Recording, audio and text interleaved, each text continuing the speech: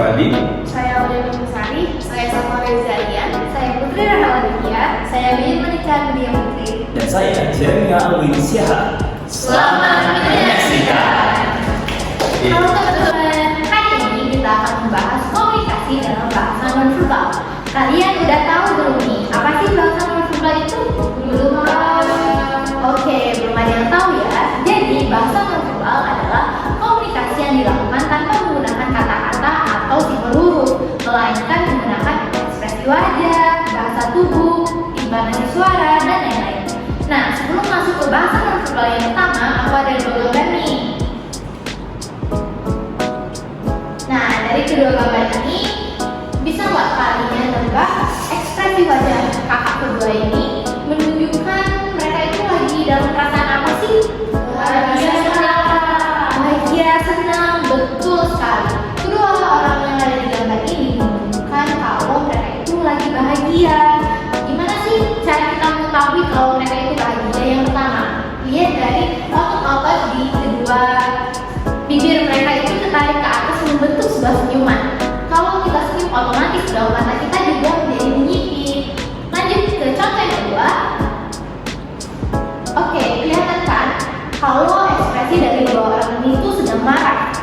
Kita bisa melihat kalau kedua alis mereka itu nyatu ke dalam. Terus juga tatapan mata mereka itu tajam dan ekspresi wajah mereka itu mengeras, guys. Oke, dari kedua contoh yang udah dilihat tadi dapat dilihat kalau bahasa nonverbal yang pertama adalah ekspresi wajah. Jadi ekspresi wajah adalah komunikasi yang digunakan melalui ekspresi wajah tanpa menggunakan kata-kata. Nah, ekspresi wajah ini sangat penting untuk mengetahui informasi dari perasaan seseorang, niat dan emosi dari seseorang itu. Baik teman-teman, nah selanjutnya kita lanjut ke postur tubuh. Teman-teman di sini ada yang tahu nggak apa sih itu postur tubuh? Apa tuh?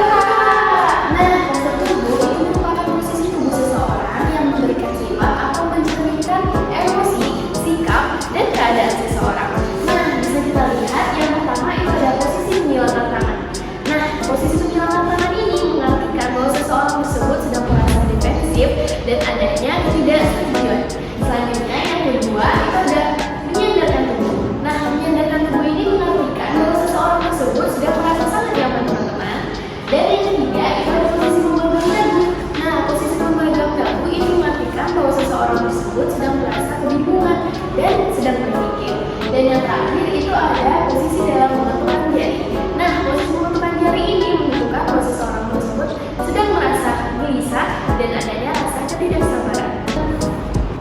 Nah, dalam berkomunikasi ada banyak banget bahasa nonverbal yang bisa digunakan. Kayak yang disebutin kakak sebelumnya itu ada ekspresi wajah dan juga bahasa tubuh. Selanjutnya ada yang bisa tebak bahasa nonverbal apa yang kita bahas? Sentuhan. Oke, kita lihat. Oke, benar banget, sentuhan. Nah, jadi sentuhan ini dalam bahasa nonverbal dapat meningkatkan kedekatan dan kepercayaan, menyampaikan empati dan juga memberikan kesan yang lebih tulus.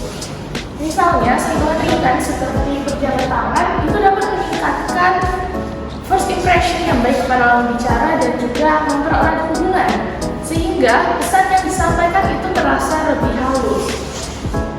Selain itu, sentuhan juga dapat meningkatkan dinamika, di mana misalnya dengan ketukan punggung itu dapat meningkatkan otoritas.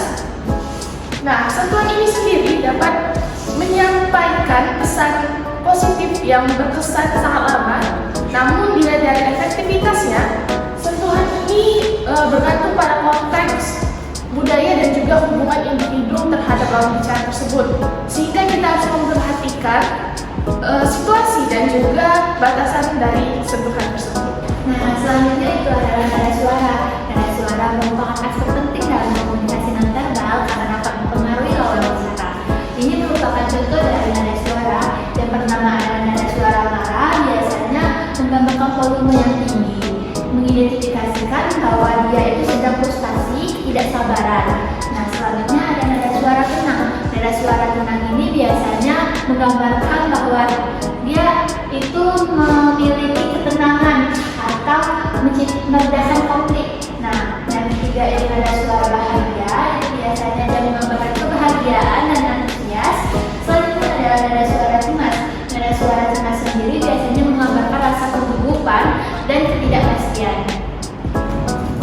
Baik, selanjutnya kita akan membahas tentang ruang pribadi. Dimana ruang pribadi ini lebih membahas tentang penempatan jarak antara komunikasi itu orang pertama dengan orang lainnya. Jadi ini merupakan cara komunikasi pesan agar komunikasinya tuh merasa nyaman. Lalu itu juga tergantung dengan situasinya, dimana ada jarak-jarak tertentu yang dianggap itu dapat diterima, seperti misalnya 0,5 meter sampai 1,5 meter itu untuk keluarga, sahabat, serta orang-orang terdekat lainnya. Selanjutnya itu ada jarak antara 1,5 meter sampai dengan 4 meter itu untuk komunikasi yang lebih profesional. Seperti contohnya di sini, ini ada interview kerja dan ini merupakan salah satu contoh yang digunakan untuk profesional. Nah, selanjutnya itu bisa kita lihat dan dijelaskan oleh rekan saya. Oke, selanjutnya di sini tadi kan udah dijelasin nih sama Kak Iri. Tadi dijelasin tentang penempatan jarak yang profesional dan nyaman. Tapi kalau jarak tersebut dilanggar, jarak 0,5 sampai 1,5 meter itu dilanggar, maka akan terjadi ketidaklaziman. Jika ini misalnya kita temen nih, dari jauh-jauhan nih ngomong gini, kan agak aneh kan rasanya. Jadi maka 0,5 sampai 1,5 meter ini merupakan jarak yang paling aman untuk keluarga, saudara ataupun pasangan kita. Nah, di jarak 1,5 sampai 4 meter ini merupakan jarak yang profesional. Seperti ini misalnya profesional, kita dapat berkomunikasi secara langsung dan enak didengar. Apabila jarak ini kejauhan atau terlalu dekat, maka akan terjadi ketidaknyamanan antara individu. Misalnya jadi agak jauh nih, saya dari sini, aku dari sini, lah, kan gak ada duelan kan, jadinya agak kurang gitu.